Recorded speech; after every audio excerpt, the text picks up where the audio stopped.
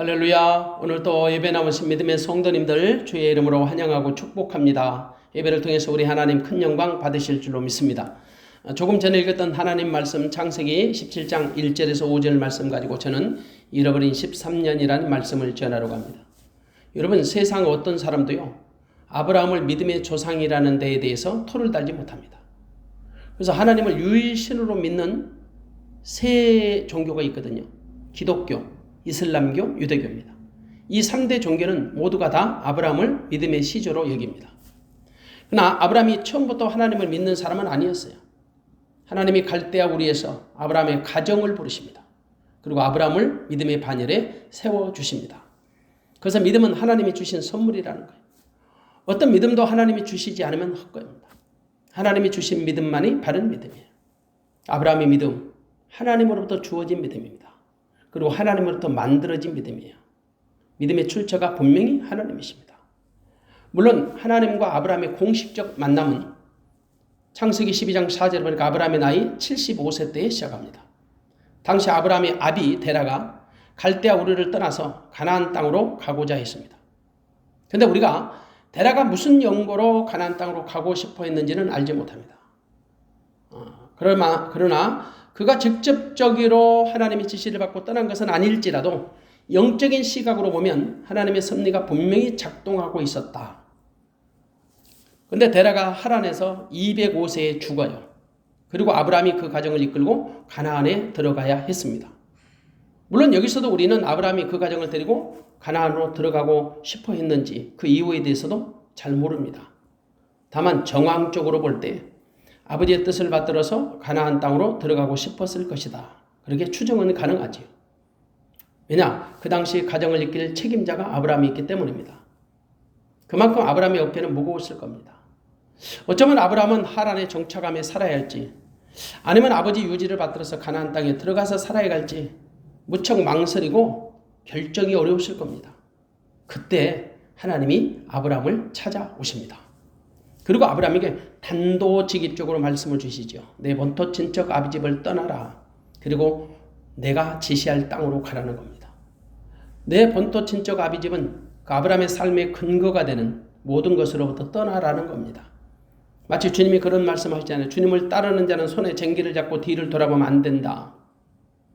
세상 것에 미련 두지 말아라. 의지할 만한 것 모든 것의 관계를 끊으라는 겁니다. 구체적으로 말씀드리면 하나님이 아브라함에게 명령하시는 말씀은 고향으로부터 떠나라. 친족에서 떠나라. 아비집으로부터 떠나라는 것입니다.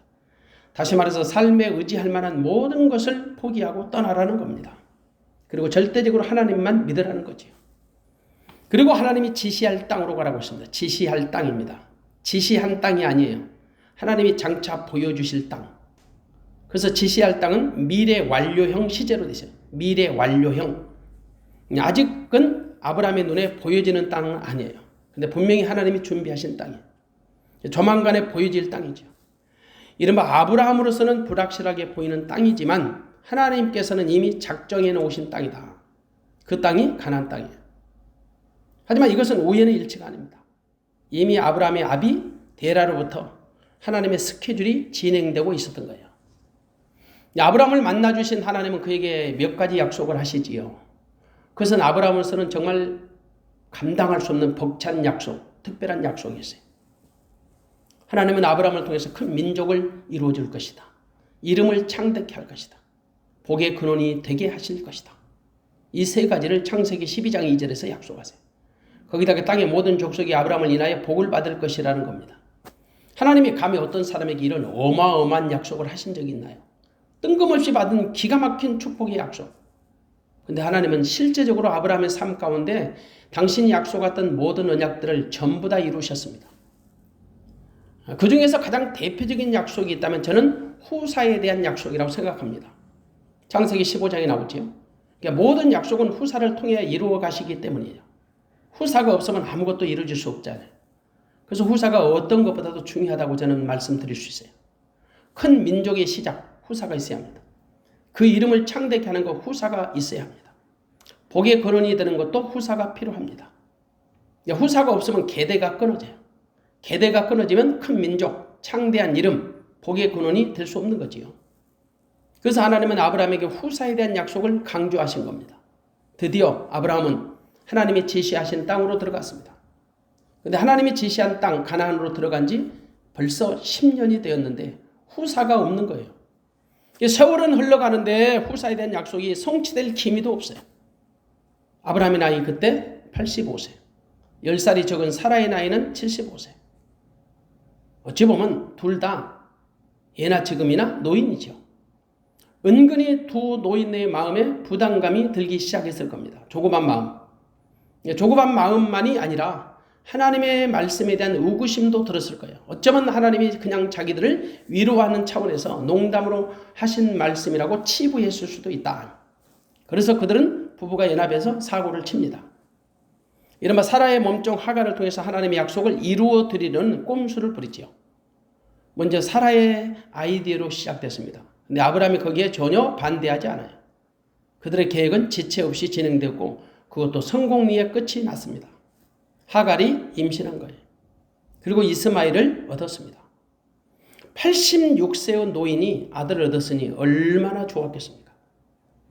어쩌면 그들은 그것조차도 하나님의 계획이었다라고 스스로를 위로하고 합리화시키고 정당화시켰을는지 몰라요. 왜냐? 대부분의 율법적인 사람들은요, 자기 생각을 하나님의 생각에 고의적으로 적용시키는 무리수를 두거든요. 하지만 분명히 말씀드리지만 그것은 하나님의 계획이 아니었어요. 인간적인 꼼수에 불과했던 거지. 우리는 이것을 인본주의라고 말해요. 인본주의는 율법주의와 맥을 같이 해요. 율법주의는 자기들의 생각을 하나님의 생각에, 자기들의 방법을 하나님의 방법이라고 억지로 적용시키죠. 모든 관점과 주체가 자기로부터 출발해요. 그래서 율법주의는 하나님의 이름을 빙자하고 차용하게 됩니다. 다만 인본주의와 율법주의의 근본적인 차이가 있다면 인본주의는 하나님을 전혀 의식하지 않는 반면에 그래도 율법주의는 나름대로 하나님을 의식한다는 겁니다. 다만 의식은 하는데 자기들의 기준에서 의식을 하죠. 그래서 인본주의는 하나님을 전혀 모르는 무신론적 무신론이에요. 무신론적 무신론. 율법주의는 하나님의 이름을 빙자한 유신론적 무신론이에요. 둘 다 문제가 있는 거죠. 그런 차원에서 당시 아브라함의 행동은 율법주의적인 것이라고 말할 수 있습니다. 그들은 분명히 하나님을 의식했을 거예요. 하나님을 의식하는데 하나님을 자기들의 수준으로 끌어들인 거지요. 분명히 말씀드립니다. 그것은 하나님의 계획이 아니었죠.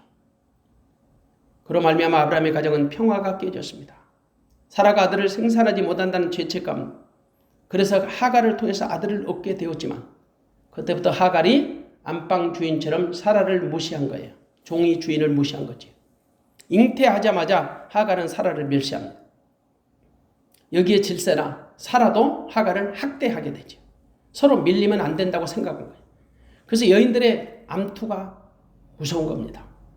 그러나 결국 하갈이 잉태한 몸을 이끌고 광야의 샘 곁으로 도망을 치게 됩니다. 광야의 샘 곁. 그 샘의 이름은 부엘라헤로이, 부엘라헤로이 그렇게 불렸어요. 그 부엘라헤로이는 가데스와 베렛 사이에 있었습니다. 그 가데스는 가데스 바네아의 이름입니다.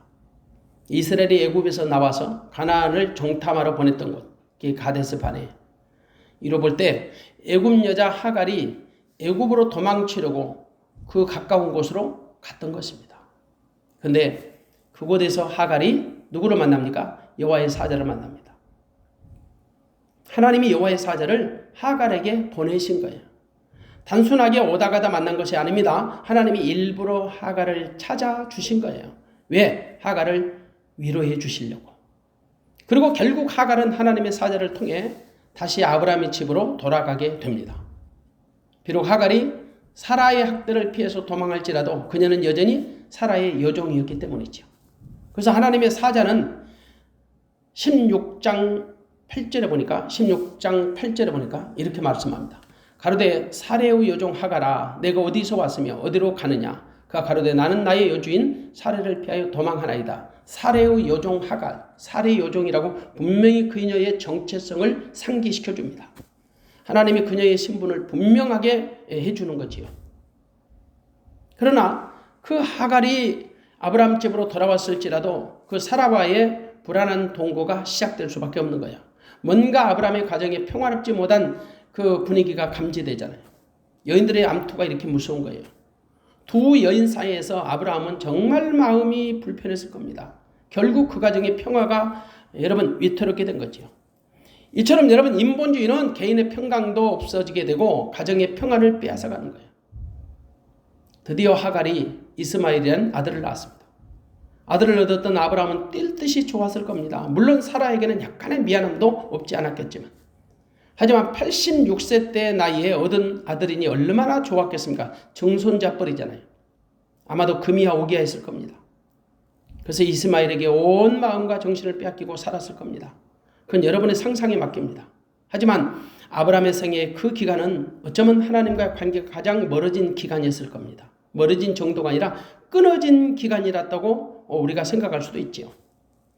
이스마엘을 얻었던 아브라함은 이스마엘이 자라는 모습을 보면서 세상 사는 맛을 느꼈을 겁니다. 하지만 그것을 바라보는 사라의 마음은 여간 불편하지 않았을 테지요.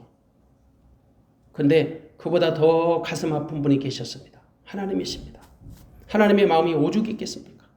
여러분, 하나님은 질투하는 하나님이세요. 노년에 얻은 아들로 인해서 온 마음을 뺏기고 살아가는 아브라함이 하나님 보실 때 얼마나 야속했겠습니까? 그래서 그걸 지켜보시는 하나님이 침묵을 하신 겁니다. 무려 13년 동안이나 말이에요.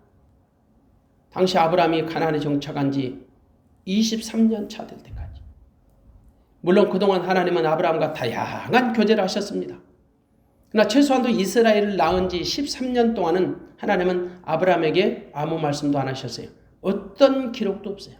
최소한도 13년 동안 하나님이 침묵하신 거죠.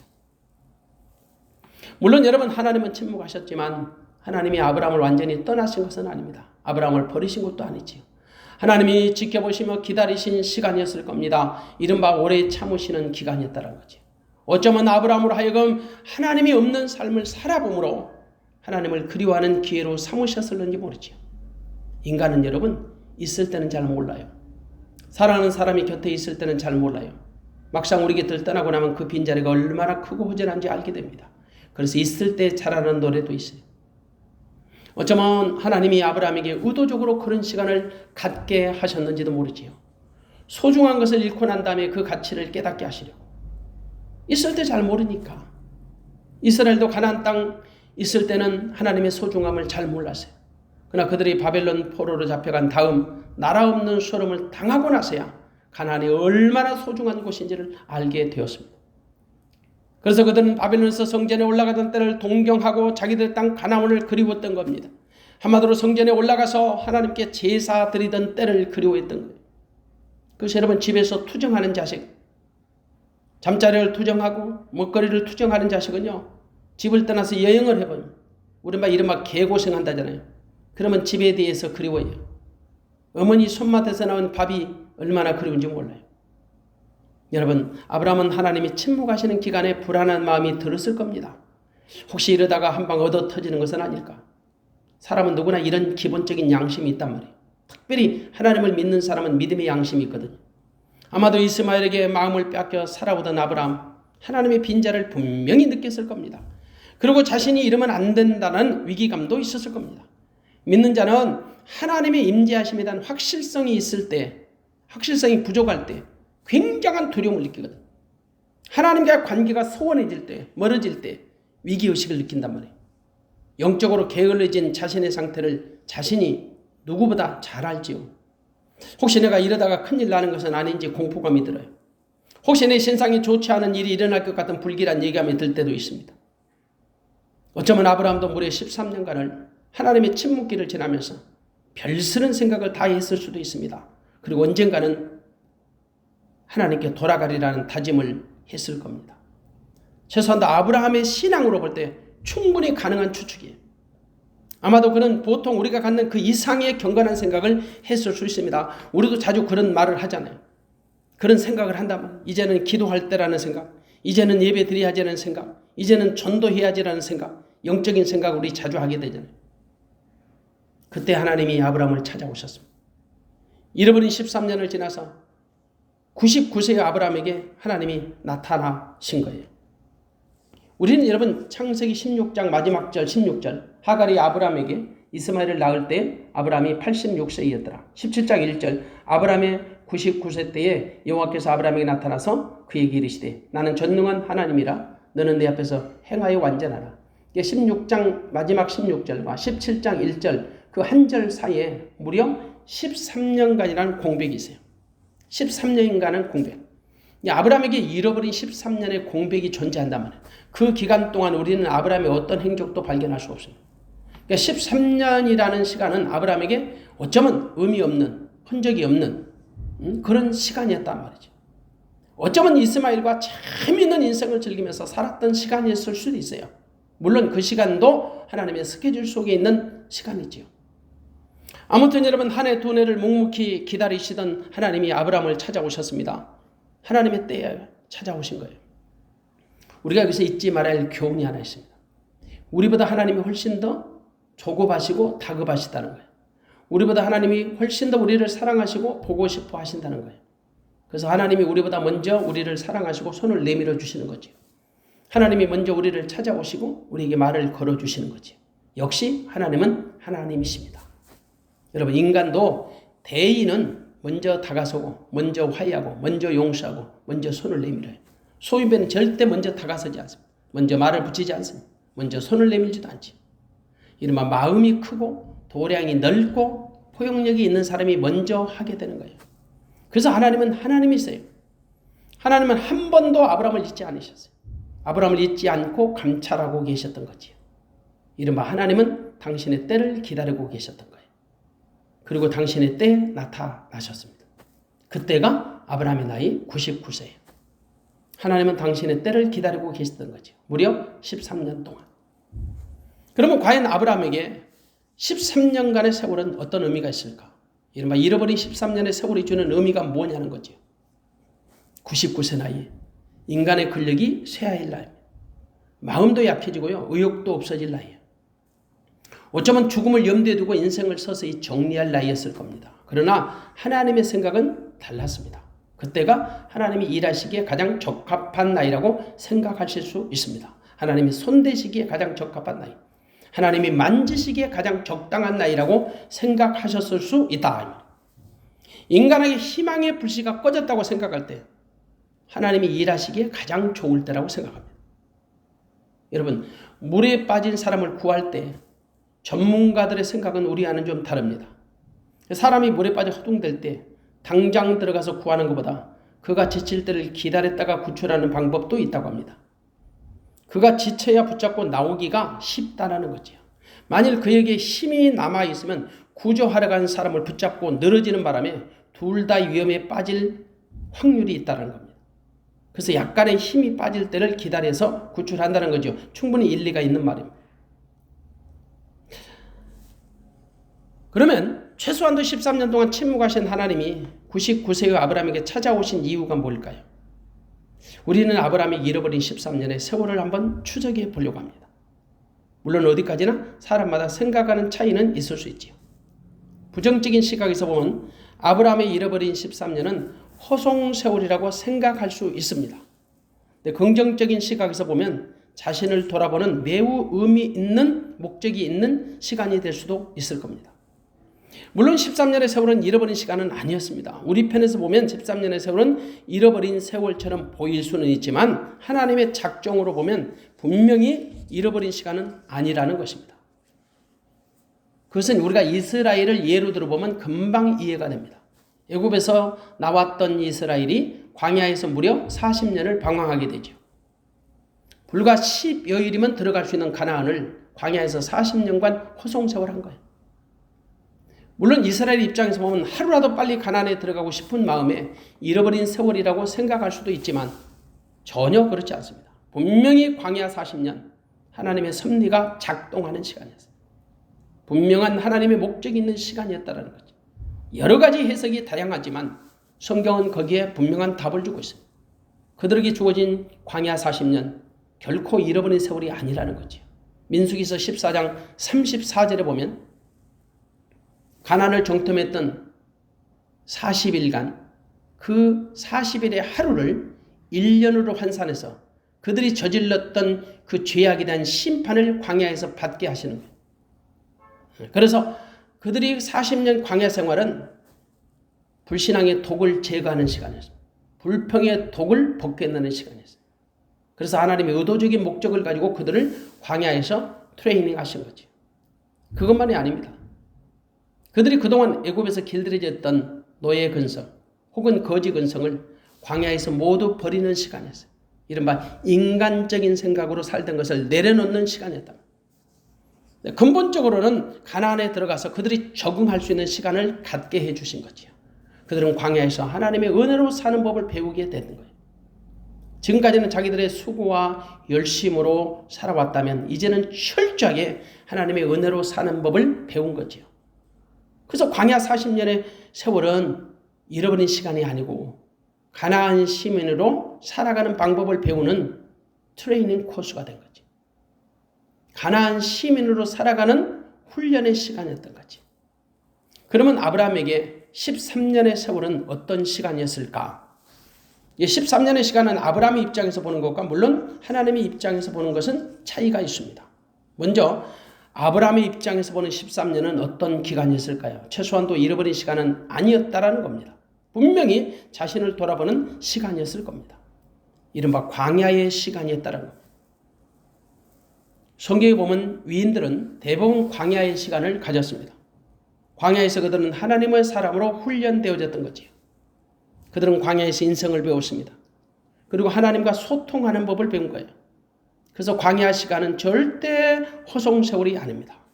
여기서 광야는 공간적인 개념으로서만 말하는 것이 아닙니다. 물론 공간적인 광야도 있지만 사람이 살 수 없을 정도로 척박한 세상이 광야요. 우리 힘으로 살 수 없는 것이 광야입니다. 광야는 하나님의 절대적인 은혜가 필요한 것이에요. 근데 사람마다 광야가 다 주어지거든요. 그리고 광야에서 자신을 내려놓고 하나님을 배우게 되죠. 물론 사람마다 다른 광야를 경험할 수는 있습니다. 어떤 사람은 공간적인 광야에서 고통을 받기도 하고요. 어떤 사람은 물질의 광야를 통과해야 하기도 하고 어떤 사람은 건강의 광야가 주어지기도 합니다. 다만 모든 광야는 반드시 우리가 통과해야 해요. 하나님의 목적이 있는 시간이라는 거죠. 그러므로 광야가 항상 나쁜 것은 아니에요.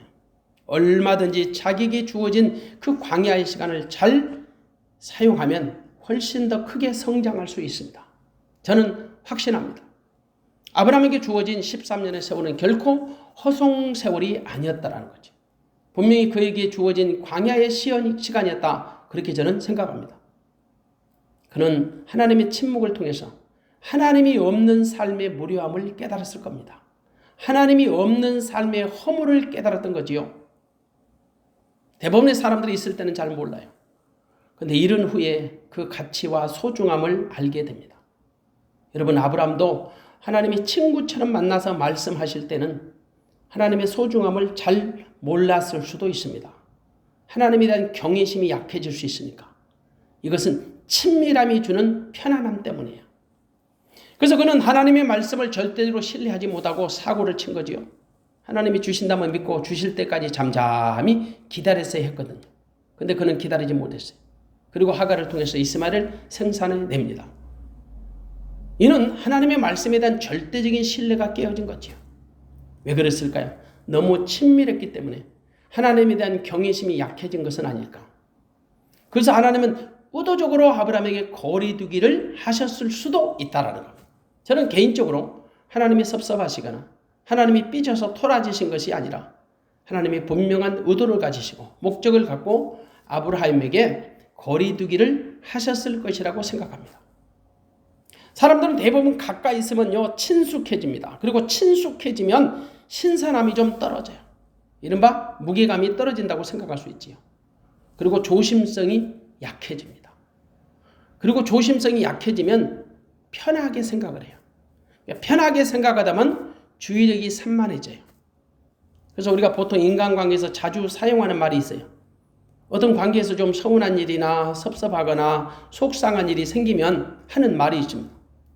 너무 내가 가까이 지내다 보니까 나를 만만하게 보는 것 같아서 이제는 좀 적당히 거리두기를 하겠다.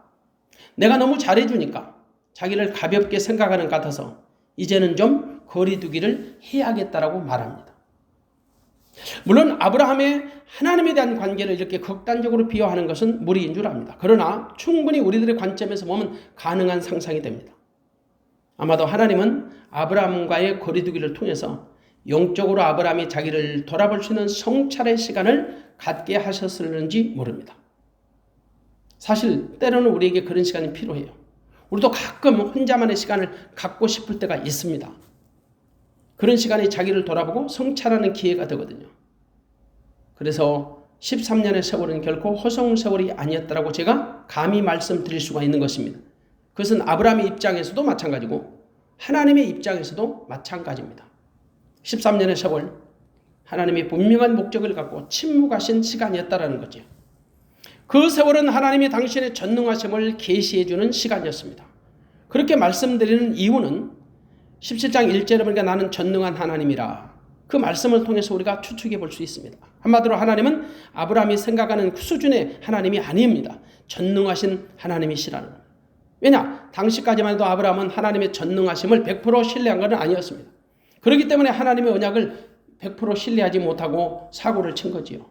자기의 생각으로 꼼수를 부린 거죠. 하나님이 후사를 주신다면 아브라함은 그 언약을 100% 믿고 주실 때까지 기다렸어야 합니다. 근데 믿지 못하고 사고 친 거지. 그래서 다시 한번 하나님이 아브라함에게 나타나셔서 당신의 언약을 재확인시켜주는 말씀이 오늘 17장입니다. 그때 아브라함의 나이가 99세. 이전보다 훨씬 더 기력이 쇠화해지고 소망이 없어졌을 겁니다. 한마디로 무슨 낙이 있겠습니까? 무슨 소망이 있겠습니까? 어쩌면 그냥 이스마엘이나 잘 키우다가 하나님이 부르시면 돌아가고 싶은 작은 소망 하나 가지고 살았을 겁니다. 하나님은 그때까지 기다리신 거예요. 아니, 그때를 기다리신 거죠. 아브라함에게 아무 낙이 없다고 할 때를 기다리신 거예요. 아무 소망이 없다라고 할 때를 기다리신 거죠. 여러분, 대부분 사람들은 자기에게 남아있는 약간의 힘과 근력과 능력이 있다면요, 그것을 통해서 자기 공을 세우려는 못된 버릇을 갖고 있어요. 하나님은 아예 아브라함에게 남아있는 그 희망의 불씨를 꺼버리시는, 희망의 싹을 잘라버리셨던 겁니다. 그리고 그때를 기다리신 거지. 아예 마른 뼈와 같은 상태를 만들어버리신 겁니다. 그래야 자기 것이 사라지고 모든 것을 하나님이 하셨다고 고백하는 겁니다. 하나님은 전능하신 하나님이시라는 것을 나타내 주시는 거죠.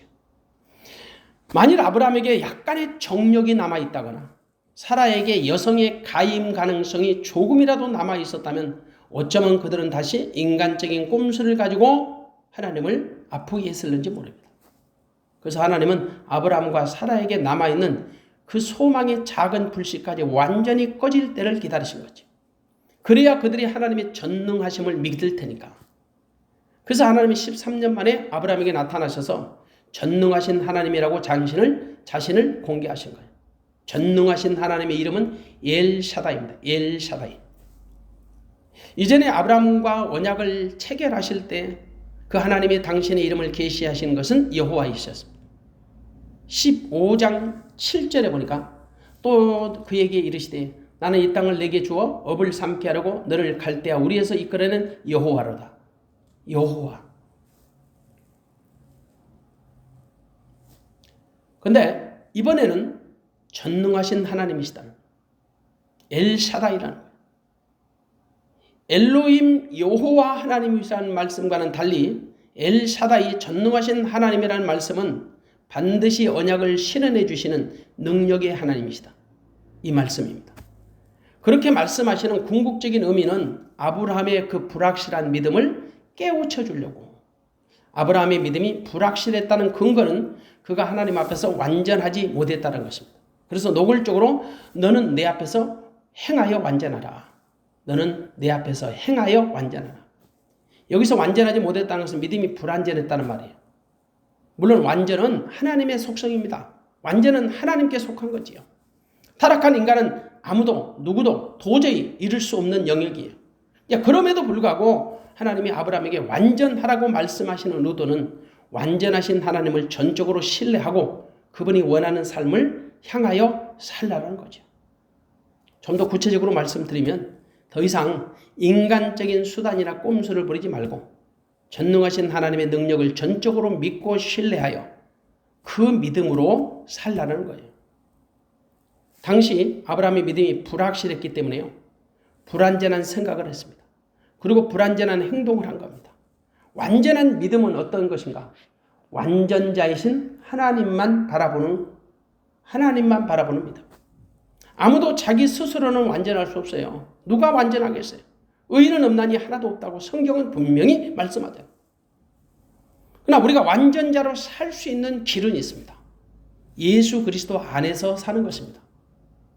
이른바 새 언약의 중보자이신 예수님이 내 안에서 나를 성전 삼고 나의 주가 되고 나의 왕이 되며 나의 전부가 되어서 머리 대신 주님이 주는 마음과 생각으로 살게 우리를 이끌어 주신다는 겁니다. 그러므로 이제 내가 산 것이 아니라 내 안에 계시는 주님이 사는 것입니다. 우리가 주님의 이름으로 사는 것이고 주님의 능력으로 사는 것이고 주님의 은혜로 사는 것입니다. 그러므로 내가 사는 것이 아니라 내 안에 주님이 사는 것이죠. 그것을 통해서 우리는 완전한 자로 사는 효력이 발생되게 됩니다. 하나님이 13년 만에 아브라함에게 나타나신 의도는 분명합니다. 분명히 아브라함의 믿음을 완전한 믿음으로 승화시켜주는 의도가 있었던 겁니다. 그러므로 13년간의 하나님의 침묵의 시간은 아브라함에게 결코 호송세월이 아니었다라고 감히 말씀드릴 수가 있습니다. 어쩌면 아브라함의 불완전한 믿음을 완전한 믿음으로 업그레이드 시켜주는 가장 유익한 시간이었다는 거죠. 물론 하나님과의 교제가 끊어진 13년간의 세월이 어쩌면 아브라함에게는 영적으로 잠자는 시간이었을 수 있습니다. 혹은 말은 하지 못했어도 마음고생이 얼마나 심했을까? 얼마나 괴로웠을까? 하지만 사람은 실수를 통해서도 배웁니다. 실패를 통해서도 배웁니다.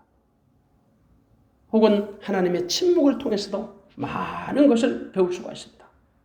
그러나 여러분, 바라옵기는 하나님과 우리 사이에 절대 이런 영적인 공백이 없기를 주의 이름으로 축복합니다.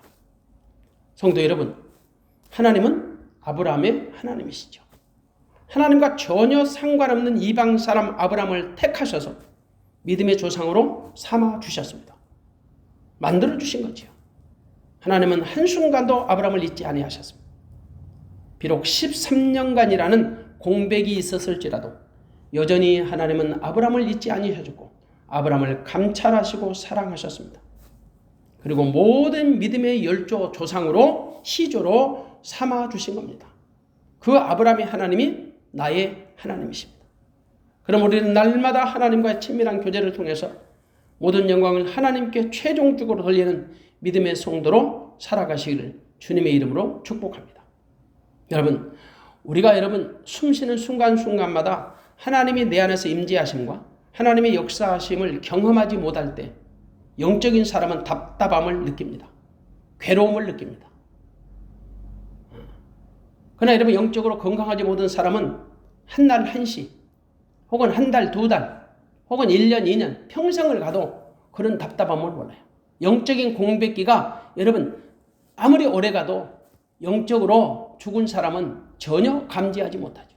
영적으로 민감한 사람은 정말 하루 혹은 한 달, 1년 아니 어떤 사람은 하루에 몇 시간도 하나님이 없는 삶을 사는 것이 얼마나 힘들고 어려운지 그것은 여러분 영적인 사람만 경험할 수 있습니다. 사랑하는 성도 여러분, 오늘 아브라함에게 주어졌던 13년의 잃어버린 시간이 정말 우리의 삶 가운데 정말 되풀이돼서는 안 된다는 사실을 인식하고 날마다 그분과의 인격적 거룩한 교제를 통하여 숨쉬는 순간마다 하나님 안에서 믿음으로 사는 성도 되어지시기를 주님의 이름으로 축원합니다. 기도하겠습니다.